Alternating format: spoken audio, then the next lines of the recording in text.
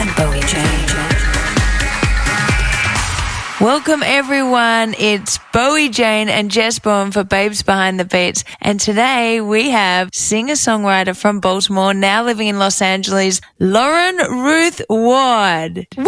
Hey, Lauren! Oh my God, we're so excited to have you on the show. Seriously. So let's just take it back to the beginning for people who might not have known you or heard of you before. You're from Baltimore, yeah? Mm-hmm. When did you move to LA then?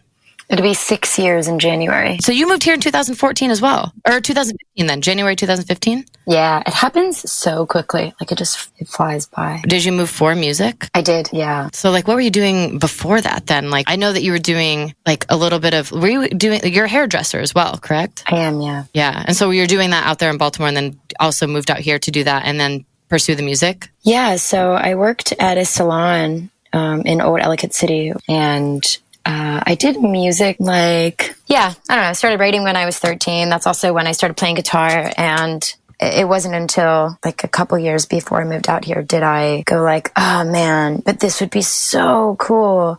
But I actually first moved to New York to pursue music somewhat. Why New York? What made you think, hey, New York's my spot? I always loved New York. You know, it's a 4-hour drive from Baltimore. I used to there was a couple of days where we'd skip school and take the Bolt bus up for $1 and pray that my mom would say yes about me spending the night at my girlfriend's house, because if she said no, then I needed to take a bus back ASAP. So you moved to New York, and then what was your plan, like plan of attack? Or did you have no plan? You were just going to suss it out? I had a plan. I'm a pretty pragmatic being. I had posted some stuff on YouTube. I started getting emails from managers, basically replied to a couple, and then I went to New York. Then I decided to work with this one gentleman, and it seemed really cool.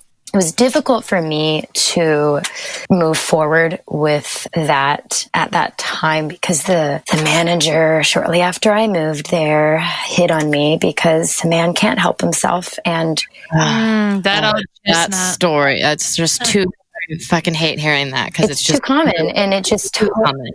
Exactly. And it was like, I say thank fuck I had my wits about me, only because if I was a little bit younger, I might have, fallen into the guilt of what women are told to be submissive. And I was 100% brainwashed. It was really traumatizing. And that definitely set me back in my spirit. I kind of was like, it's interesting. It's like when that's your only interpretation of the music industry, you actually, and you're that young, I look back and I've had my wow, I was so naive, and I'm like, what the hell do I expect? Like, that was my only experience. Of course, I came back to Maryland to work at, this place where I'm respected and seen, put the music industry in one experience, and was just like, yep, cool. So I guess, well, that's it. That was my chance. And then it took me about a year to be like, you know what? More or less, fuck that. It's not just about that. And I went back into that email account, and I responded to a woman named Diane Copeland, whose management company is Copeland Entertainment. And she was the antithesis of that ding dong. And yeah, Diane lived in California, and I never thought about California. But yeah, I came out. Diane actually flew me out the first time I met her, and she was, a Scorpio. I'm a Scorpio, and we bonded. And she was just like straight shooter, tough, loving, kind, space giving woman.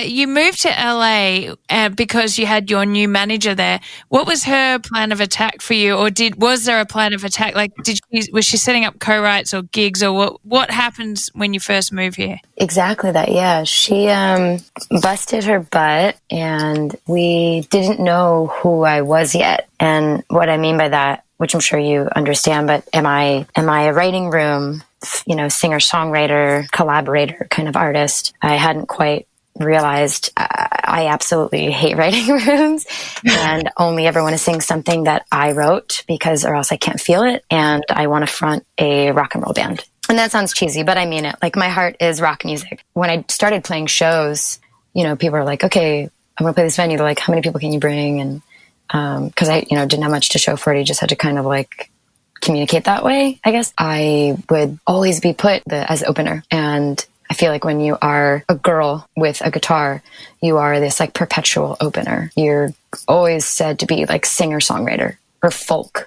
So yeah, so I would kind of was like, fuck, I feel like I need to have like a drummer for people to take me more seriously. And once I got a drummer, I could be like, yeah, I'm a full band. And so much has changed between 2015 and 2020 with the way that people look at women. I'm so thankful for the trend of feminism. Do you think a lot of that happened because of the APK you're sending out? Because that actually makes sense. And I think I had a similar experience. When you're sending out acoustic stuff, there is a chance they're going to take you as maybe you're a solo act, you're something a bit slower, it's going to be the first thing that goes on. Or do you think it really made a difference when you change your APK? Because I think that's valuable. It's 100% valuable. And I remember the 3 songs that were involved in it, and 2 of them were full band, and one of them was acoustic.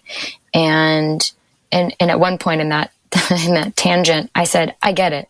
I get energy level or sonic level, the quieter bands first, and then start building up to the band. Brilliant. And that's a booker's job, is to create a good flow. And then there's Ed Sheeran, of course, who just blows all of that out the water.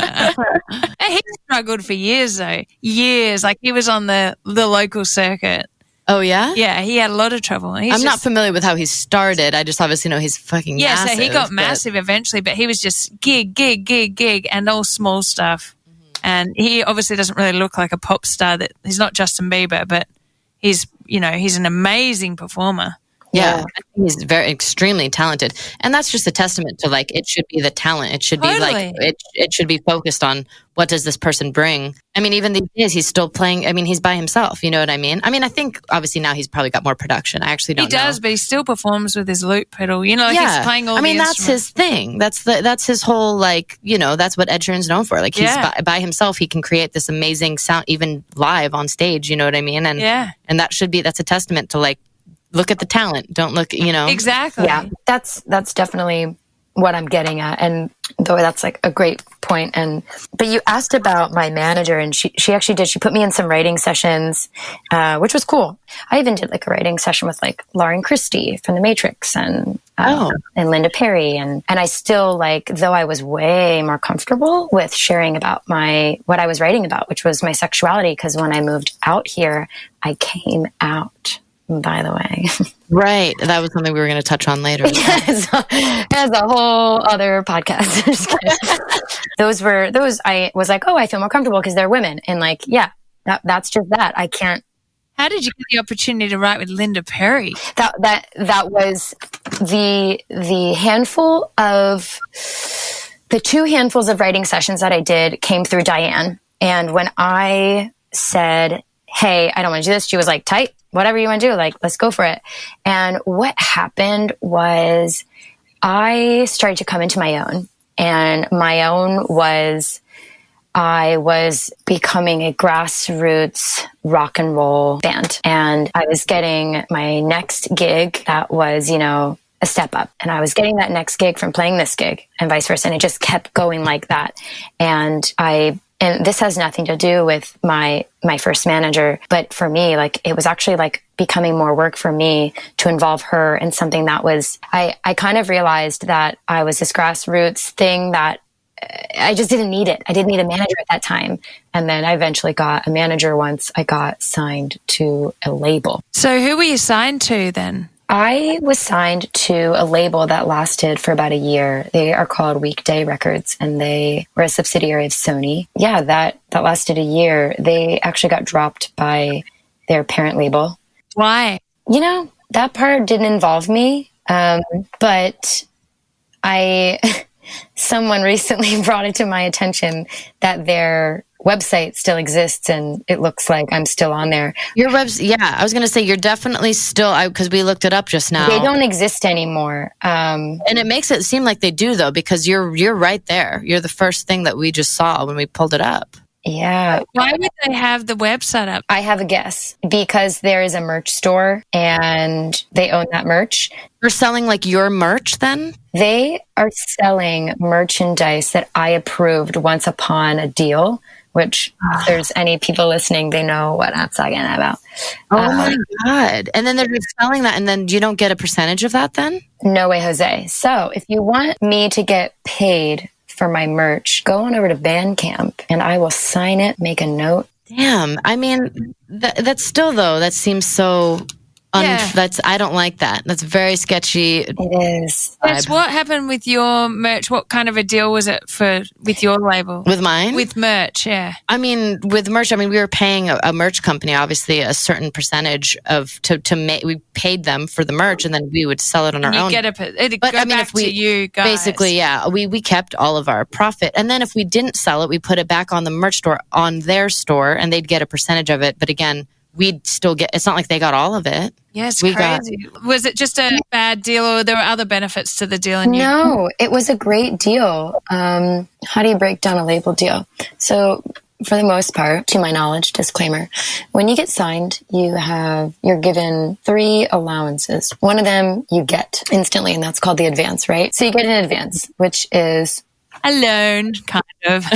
Yeah, of course. Which is a loan that you pay back in record and merch sales. So, and in the old days, not gigs, but these days, 360 deals would be gigs as well. 100%. And just so if never ever signed a 360 deal and they are a dying breed, think fuck. I mean, I would have never in a million years. So this merch is kind of a part of that. So I actually find out soon if I've recouped, which means they have officially made back the money that they once upon a time gave me. And honestly, all the more power to people buying this merch to contribute to the money that they already gave me, but also just buy my merch because it's got more heart and soul. And you're going to sign it. It's more personal than buying it from a third party, essentially. You know what I mean? Yeah, I think it's good because we have a lot of listeners who might be new musicians. So. Yeah, who might not understand the ins and outs of that. Totally. So usually the other 2 allowances you get, one of them is like for PR and music videos, and the other one is tour support. And so all 3 of those will be fixed allowances when you sign the deal. Right. So the advance is one, you get that. The other 2, the team decides PR, usually because your label is paying for it. All hands on deck. So it'd be like you, your manager, and your label, they'll all get together and say, we want to go with this publicist.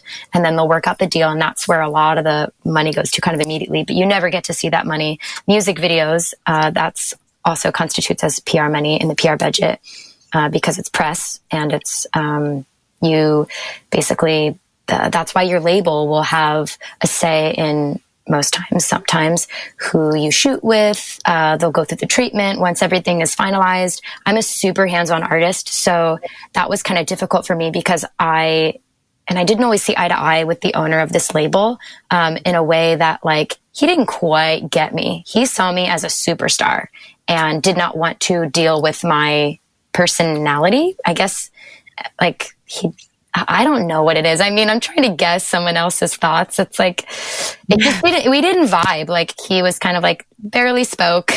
We lived next to each other. He never wanted to hang. It wasn't a great fit in a couple ways, but I have to vouch and say it was a great deal. The advance was substantial. My songwriting partner, Eduardo Rivera, and we bought gear. We put it to good use. I was also able to pay my band members, for tour, which is always a plus. And it was money well spent, but that's on me because I care and I'm a good business. You're a good person. I'm a good businesswoman. But yeah, so music videos, I basically pay for everything and then you bring receipts and then you get reimbursed.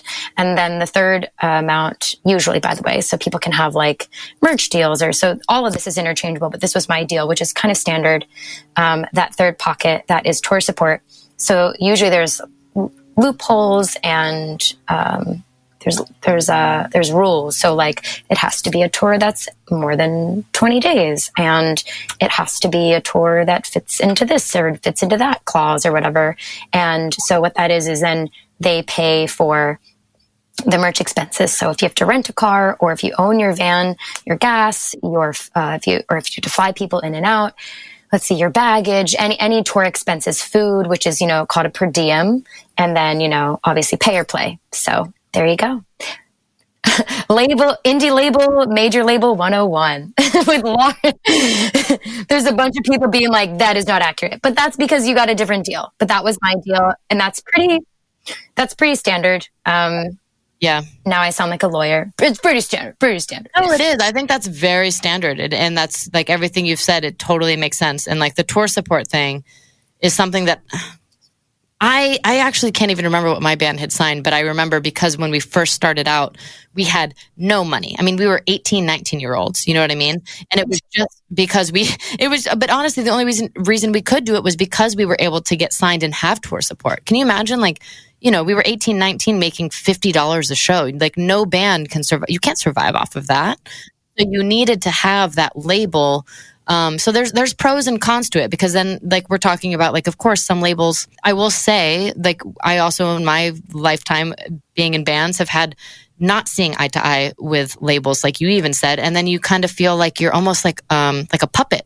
You're almost just kind of going with the motions of what they want you to be and what they want you to do. Or your album doesn't get released. Or you get shelved. I'm going to end on a high note. And two things I want to end on. Set the record straight. Buy merch off my thing, not this place. But this did not end badly. It was a good deal. This person has another label that does a lot better. And methinks that they continue to focus on that and kind of wanted this to be a bit easier, like sign a superstar and they do the work and like it just comes, right? So yeah. Like I'll put in a lot of work, like with like my connections and like PR. And then it's an instant hit, which is everyone in the fucking music industry. PS. Oh yeah. And, so that's that. So there's no discouraging. You just have to know. But the other note I wanted to leave on is I'm not a label basher. Okay. The more you grow, the more you know about what kind of label would be best for the kind of artist that I am. So true. Like, the thing is, it's kind of essential to be signed because you don't have the money to fund everything. But on the other hand, if you sign with the wrong label, it's no good. So, and if you've got those, you build your contacts over the years. That probably helped being in LA for you. Well, I also have to say I've gotten more stuff on my own than any part of my team has ever got me. And that's not because I'm with a bunch of fuddy-duddies. I've worked with superstars. My past managers are amazing. My booking agent is a goddamn legend. My current booking agent. What agency are you with? I'm with Paradigm. Oh, Paradigm's great. Yeah. But the fact of the matter is that you are going to get, it's so artist centered. I want to find a word for it, but you are the attraction. If you get it, and this is also just like, I have a friend, they're like, I just don't know what to do with this new manager and they're just not getting me anything. And I'm like, I get it. Or this publicist, they haven't landed anything. And I'm like, touche. But you have to say like, hey, it's a goddamn crapshoot. You are lucky if you have a manager who has connections. You are lucky if you have a publicist that lands you something. That's just how it is these days. People want to talk to the artist. Publications want to talk to the artist. This is just in my experience, honestly. Like, this isn't always this isn't how it is with everybody. But the biggest tours that I've gotten myself, and it's because you meet that person or you know them, and that. Jess, can you comment on that? I was just gonna say, I think that is one of the most important things that I think people should take away from that statement that you're saying is it really is that cliche. It's all about who you know. It is, but it's all about who the artist knows. It's like, yep. 100%. And I'm not going to, and think about it. Like I go on, my small, I'm not doing arenas, but I go on like my small club tour and it's a, for lack of a better term, it's a food chain. So like there are people who'd like to open up for me and I'm going to bring my friend versus somebody that I have no idea who the fuck is. I've got like 17 friends that I'd rather bring on than somebody who my label or manager or booking agent has a friend that is another label manager, booking agent who has an artist. So like, hey, they would open up for you. I'm like, I've got so many friends. That's just how it goes. It has nothing to do with you. You can't take it to heart. And I'm not saying, climb the climb this like ladder where you don't, where you lose sight of yourself. You're just trying to become friends with people who you want to take you out on tour, which is so transparent. It could be the Baltimore in me who just like smells that a mile away. But, but at the end of the day, it's like, just remember, like, take it easy, stay true, surround yourself with people who you trust, who you believe in and who believe in you, and all the things will come your way. And just be kind to your team. Be aware of what they're doing work-wise, but just be grounded and be realistic, because these days it's so, I can't tell you like how many publications just like would prefer to talk to me versus my like really talented, hardworking, honest, non-aggressive publicist. So Lauren, I would like to ask you personally, for myself, being a fellow, I had my own coming out story. I would like to know what your coming out story was like. My coming out story was kind of, I don't know if it's like I mean, of course it's a story, but it was this very slow, it's like one day you're like 11 years old, 12 years old, and you're really enjoying hardcore, like makeout session, potentially some dry humping going on with a gal pal. And the next day in 7th grade, you're completely gay shamed, and your short Robin obsessed haircut and the hair on your upper lip like definitely doesn't help your case. And then you realize that's bad. And it sounds so, I mean, Ellen was being canceled. I was born in 88, and that was fucking real. And I remember my mom, we love Lorraine. Lorraine loves love. And I only knew Uncle Keith, who was her hairstylist. There was zero representation. No one liked gay people. It was actually cool to not like gay people. Do you remember that as a kid? Yeah, actually, cause same thing. I grew up in like a town or in Arizona where it was, you made fun of the group of gay people in the school. Yeah, I remember that too. You were the odd person out if you were gay, for sure. For sure. Yeah. For sure. I remember older generations are going to laugh at it. Older, like, gays are going to be like, yeah, you think you had it. Like, I get it. Totally. Right. We had it. We get to be loud and proud right now and not be thrown in jail. Like, thank fuck for, evolution, the evolution of the revolution. But it's like, I just also looked the part. Like, I look so straight. Like, and when I was 15, 14, I started experimenting super sane vibes. Just envision like hot pink, pointed eye makeup, and like 3 studded belts, etc., splashes of blonde and black hair. Like, I was done up. And though for me it was art, when I started to kind of refine my look and I got into hair school when I was 19, right out of high school, I got so much male attention, and it was just always so easy. And my sexual history is, if you make out with a girl, it's a fucking secret unless it's in front of an entire group of people chanting, make out, make out. Right. And I dated 6 men for almost 2 years. And at the end of every 1.5 to 2 years of those relationships, I'd kind of be like, wait, how did this happen? Like, why am I here again? And there's something wrong with me. And that is actually also what I have a song out called Valhalla. And it's about, dying in the battle of, trying to be straight. And there's a rebirth. It's not like I'm not broken.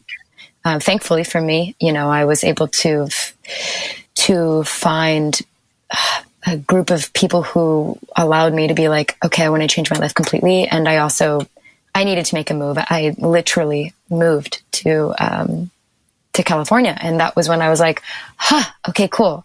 And I have to disclaim before I say this next part that I had so many beautiful human beings that I used to get to touch, style, and, make feel good. And they made me feel good. My clients back in Maryland, day after day. And, for 6 years, not everybody had the same I don't know what their political stances were, but there were notions of, not believing in, love is love, and same-sex marriage and, all that delicious gay shit. I understood why people just kill themselves because they're not able to be themselves. That's not true. If you can't be yourself where you are, you need to put yourself in a place where you can be yourself. It's 20 motherfucking 20. Yep. That place exists. Los Angeles, California just is definitely a different, it's like an island of like love.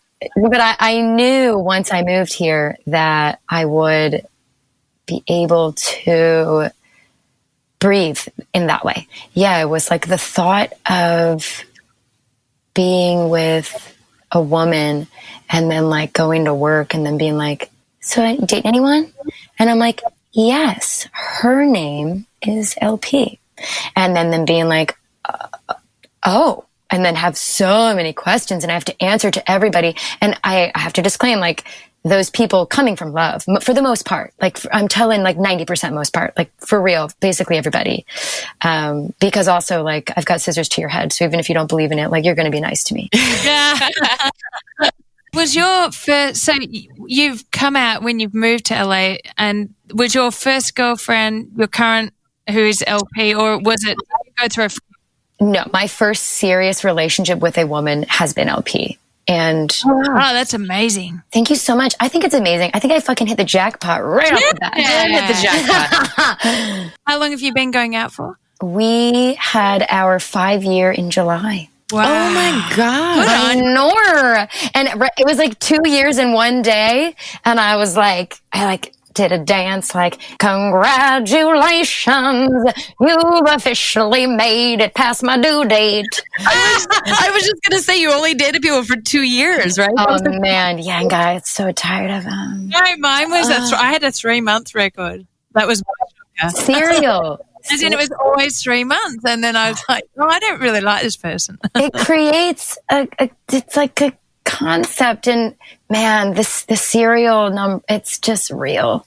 Yeah. Serial dater. 2 years. So was she worried then because you hadn't officially? I guess. Yeah, but she's like Italian and a Pisces, and like they are like all like, "You're gonna look him in." I'm like, no, you'll see, but.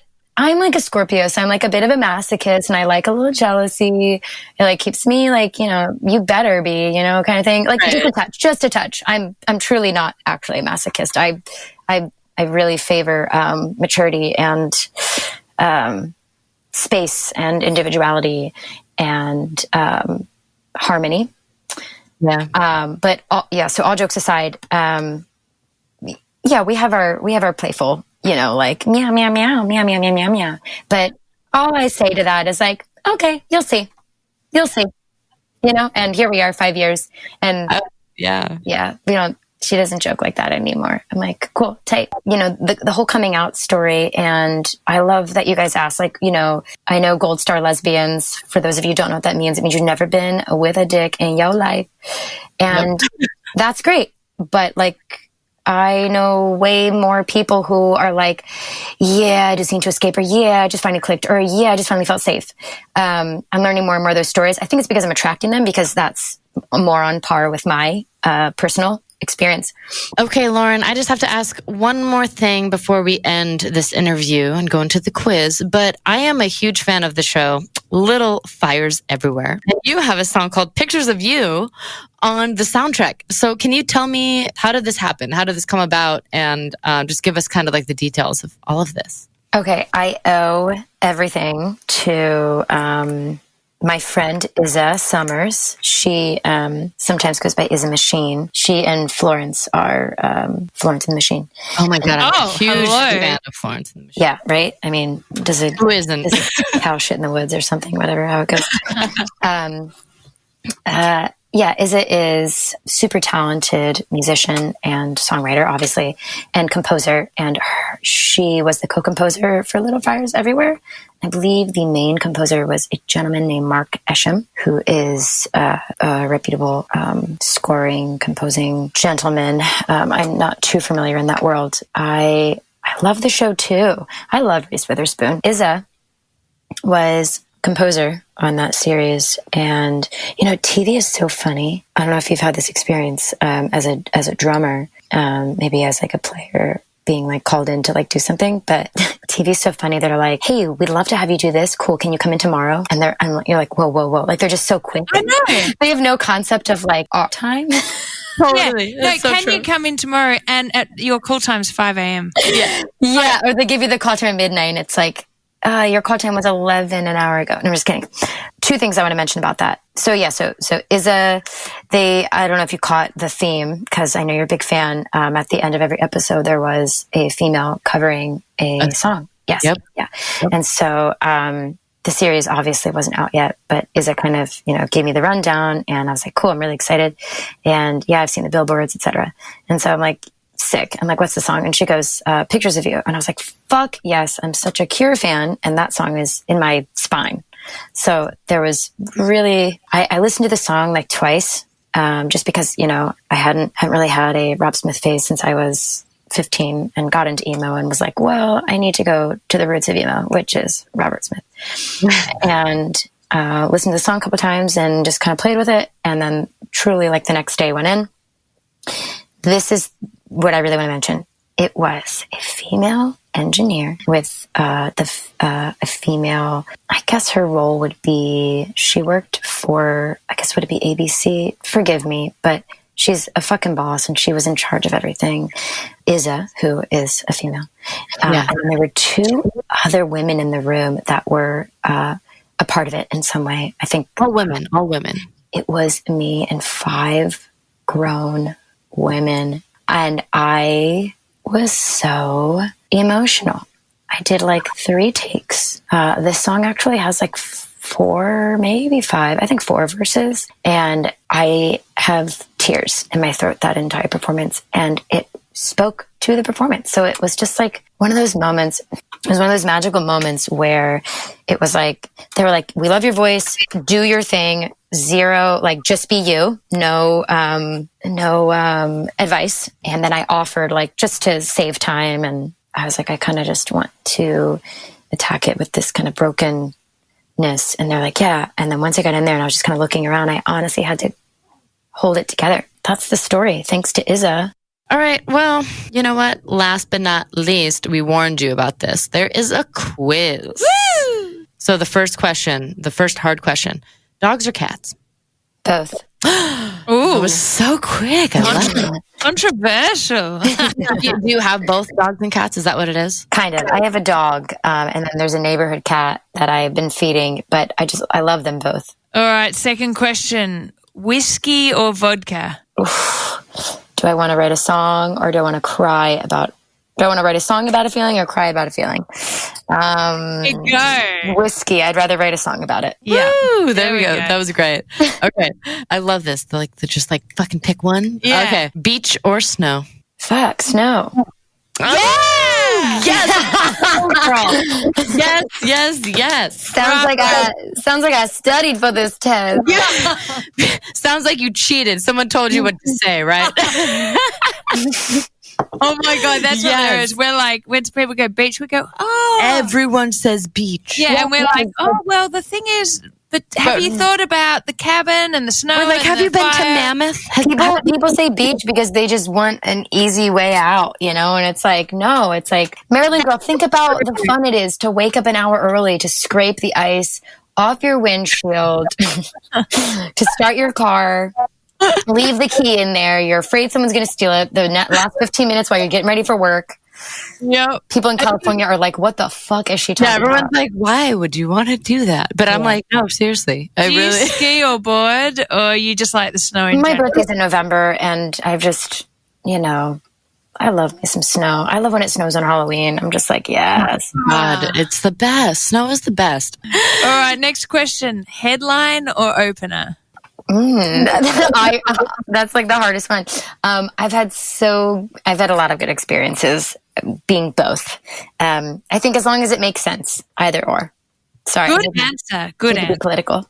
But no, that's true. That is very true. That's fine. You don't have to pick one or the other. No, we say the same. I love opening up for like just a fucking killer band and warming the crowd up and like proving yourself to somebody else's people. Yeah. It's like such a first feeling, like in something that you've actually done a lot. And then of course, like when your people are like in the crowd, that's like an undeniable, intoxicating, euphoric, delicious moment. Oh man. Okay. Perfect. So that was great. Last question. Ooh. What is on your rider? Ooh, I'm at my computer second. Is my Scorpio Virgo showing? I can pull it up. I have on my rider, I do A day, B day. Perfect. I love it already. A days are on even numbers and B days are on odd numbers, dates. And I do that. It all started because my guitarist and co-writer, Papa Daddy Eduardo Rivera, he loves gin and I love tequila. So I surprised him one tour, and he's an emotional person, of course, but just when he shows it, he really shows it. And it did exactly what I wanted him to do. It really brought like tenderness to him. He was like, "What? Wait, there's gin. Where's your tequila?" And I'm like, "I changed the rider. We're going to do A day, B day with gin on even days." And I thought about, I don't know, I just thought it could be difficult. I was like, it might be hard for people. And then I'm just like, don't read this if the date, and like, you know, you just kind of spell it out for people, because most of the time we're not playing places where people pay too much attention to the writer. But yeah. And then also we have like, you know, on A days, our hummus and pita, or B days, our salsa and chips. Like there's the standard, but predominantly veggies and fruit and nuts. And then because salmon jerky is very common now, we do salmon jerky on one of the days, and on the other days, we do like smoked salmon and vegan cream cheese. Wow. And I have like specific notes that are like, if you cannot get this organic, do not buy it at all. It will be thrown away. Yeah, like vegan yogurt. And I've even my meat, even the most meat eater band members I will say like, "Hey, what can I put on the rider?" And I'm like, "Hey, this is what I have on the rider. Is there something that you'd like me to add?" And they're like, "Oh, I'm totally down to like try out this vegan pescatarian diet." And I'm like, sick. So I've never had to like put meat on it or anything. That's cool. So, because you're But I pescatarian. always ask, because I have kind of like as Jess, I'm sure you know, you play drums for a couple different projects. As a player, you know, you've got like your main home, and then like you play around and stuff. But it's like, you have like a Rolodex of players as like a front person. Yeah, for sure. It's like kind of like you Bowie knows, because we've done this for so long now, interviewing, and we've done some of the artists that I've played with. And so like even Tessa, the girl that I play with, was like, "Oh yeah, Jess, she literally will admit to you, she only had carrots and hummus on her rider." And I was like, dear. "Girl, you gotta fucking you can ask for everything." Most places you don't get the money if they don't spend it. They'll have like $300 like allocated to it. Yeah, exactly. Yeah, So it's like, right. just ask for things. If they don't give it to you, they don't give it to you. But you have to have the rider so that they can, if they have the money. Oh shit. And, yeah. but anyway, so me and Bowie have been joking around about that, because Bowie's like, "Oh, Jess, your rider just keeps getting bigger and bigger," because I do add things. Once we asked all of our guests, like, "What do you have?" And someone was like, "Oh, I asked for like a masseuse or something." I was like, "Oh, I should ask for a masseuse." Yeah, totally. Yeah. People say socks. So Jess is like, "Cool, I'm adding that." Oh yeah, socks is a great thing that I never thought of, because I was like, "Damn, then I don't have to do laundry as much." I mean, well, underwear, yes. You know, Chrissy said underwear. I have one non-edible thing. What is it? It's baby wipes. Those are amazing. Well, they're hot coffee now. Oh aren't my they? They're God. super helpful. I have them on A days. Okay, there you go. By the end of the tour, everybody has like 3 packs, and it's always helpful. I mean, you know, at gas stations, at, you know, everything. Lauren, thank you so much for doing this. We were like so thrilled to have you on, and I'm so excited that like wanted to do this, and I'm a huge fan of you. Bowie's a huge fan of you. So like, love you for doing this. For anyone who's listening that wants to keep up with you, could you give us maybe like your social media handles, or maybe like your Facebook, whatever it is that you like are the most active on? 100%. also, thank you so much for having me. Bowie, I'm a creep and totally followed you on Instagram whilst interviewing. Oh my God. I was like, shit, I better follow her. And then I followed back. I just followed you. There you go. I just had some free time, you know. I love it. I love it because we really do become friends with our guests. So we love it. 100%. Chat. This was a total honor. You can find me. Instagram is my poison. That is, but I've been starting to get a little specific. So I actually have a Patreon and I have a secret Instagram. And then I also, which is fun. And then I also I post a lot of stuff on Bandcamp. And yeah, I feel like Instagram, Patreon, and Bandcamp, those are my poisons. Those are like, and it's all Lauren Ruth Ward. I have like Twitter and Facebook, but I don't really post on them because I don't really think they exist anymore. But it is difficult unless you got verbal diarrhea. We're like, what should we post on Twitter? Whereas everything else feels a little easier. But you know, I just if I'm willing to tweet it, I probably is just a song verse. So I just like put in a song. Yeah, there you go. Yeah, I know Twitter. I'm like, I don't know. And we started a Patreon too, so we're like kind of new at it. Oh, great! Yeah, I freaking love it. It's so tight. It's nice to like engage with your audience and to like have a personal relationship with like people that want to have that relationship with you, right? You know, so I agree. Yep, yeah, it's great. So, anyways, Lauren Ruth Ward, you are amazing. We love you. Thank you so much for agreeing to do this and for being on our podcast. We had such a good time talking to you, and for everyone who's listening, go follow her. Check out all of her stuff. She's amazing. I will never stop listening to your music. You're the sweetest. One day you'll play it. We're going to go on tour together. I can feel it. And Bowie, it was so nice to meet you. Yes, thank you so much for your time. We loved having you on. We've had a bloody great chat. Ditto. Thanks for the hang. This was a beautiful way to spend my Friday night. Really appreciate you guys.